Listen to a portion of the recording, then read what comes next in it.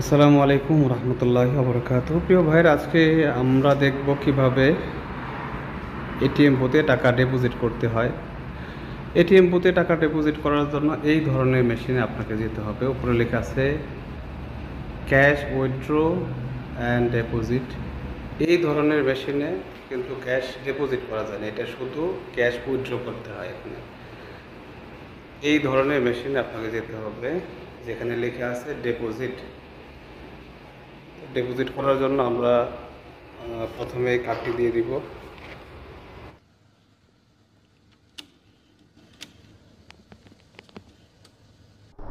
ATM কার্ডটি দেওয়ার পর ডিসপ্লেতে লেখা আসছে ইংলিশ। আপনি যদি পুরো ফাংশনটা ইংলিশে চান তাহলে ইংলিশ বরাবর হাতের বাম পাশে যে বাটনটা আছে এই বাটনে ক্লিক করবেন। পর ডিসপ্লেতে পিন কোড দেওয়ার অপশন আসবে, এখানে আপনি আপনার এটিএম কার্ডের পিন কোডটি দিয়ে দিবেন। এরপর ডিসপ্লেতে বেশ কয়েকটা অপশন আসছে, সাদাত পেমেন্ট, ট্রান্সফার।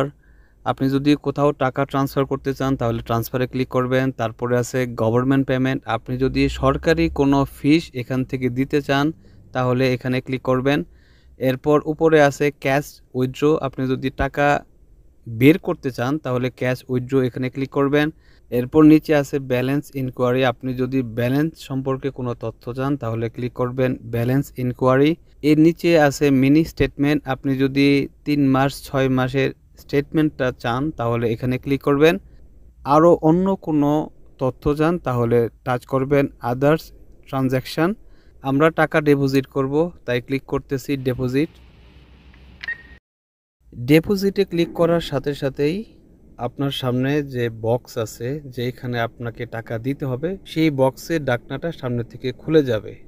আপনি এই জায়গাতে আপনি যে টাকা ডিপোজিট করতে চাচ্ছেন সেই টাকাগুলো দিয়ে দিবেন। এই ক্ষেত্রে খেয়াল রাখবেন যেন টাকাগুলো গোছানো থাকে, অর্থাৎ আঁকা বাঁকা না থাকে, কোনো দিকে কোনো তেরা বাঁকা না থাকে, সোজা করে টাকাটা এখানে দিয়ে দিবেন। টাকাটা বক্সে রেখে আপনি হাতটা ওখান থেকে সরিয়ে ফেলার সাথে সাথেই বক্সের ঢাকনাটা বন্ধ হয়ে যাবে এবং অটোমেটিকলি আপনার টাকাটা গণনা করা শুরু হবে। এই ক্ষেত্রে একটা বিষয় আপনাকে মনে রাখতে হবে, আপনি যেই টাকাগুলো এখানে দিয়েছেন এই টাকার ভিতরে যদি কোনো সমস্যা থাকে, টেপ থাকে বা টাকাগুলোর কর্নার যদি ভাঙ্গা থাকে তাহলে যেই টাকাগুলো সমস্যা সেই টাকাগুলো এখানে রিটার্ন দিবে এবং আপনি টাকাগুলো নিয়ে নেবেন। যদি ভাঁজ ভাঙা থাকে তাহলে সেগুলো গুছিয়ে আবার দিবেন। যদি এর পরেও যদি টাকাগুলো না নেয় তাহলে বুঝতে হবে টাকায় কোনো না কোনো সমস্যা আছে, আর যেই টাকাগুলো ভালো এবং ঠিক আছে সেই টাকাগুলো অ্যাকসেপ্ট করে নিয়ে যাবে। টাকাগুলো গণনা শেষ হলে আপনাদের সামনে এই ধরনের ইন্টারফেস আসবে এবং পাশেই লেখা আছে ডিপোজিট, তার নিচে লেখা আছে রিফান্ড।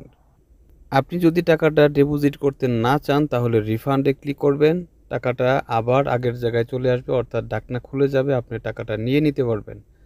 আর যদি টাকাটা ডিপোজিট করতে চান তাহলে ক্লিক করবেন ডিপোজিট এবং ফাইনালি আপনার অ্যাকাউন্টে টাকাটা ডিপোজিট হয়ে যাবে। আপনার মোবাইল নাম্বারে একটা মেসেজ আসবে, ওইখানেও ডিটেলটা লেখা থাকবে। এরপর আপনাদের সামনে যে ইন্টারফেসটা দেখাবে এখানে উপরে লেখা আছে ডিপোজিট অ্যামাউন্ট, আপনি কত টাকা এখন ডিপোজিট করলেন।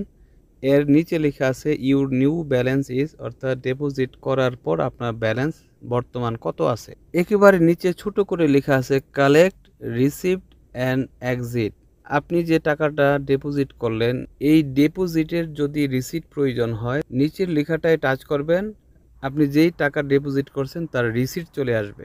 এরপর আপনি যদি ট্রানজ্যাকশনে আরও কোনো কাজ করতে চান তাহলে ইয়েস বরাবর বাটনে ক্লিক করবেন, আর যদি ব্যাংকের কাজ শেষ করতে চান তাহলে নো বরাবর বাটনে ক্লিক করবেন, আপনার কার্ডটি চলে আসবে। প্রিয় ভাইরা, ছোট্ট ভিডিওটি এই পর্যন্তই। আল্লাহ সবাইকে ভালো এবং সুস্থ রাখুন। আসসালামু আলাইকুম ওয়া রাহমাতুল্লাহি ওয়া বারাকাতুহু।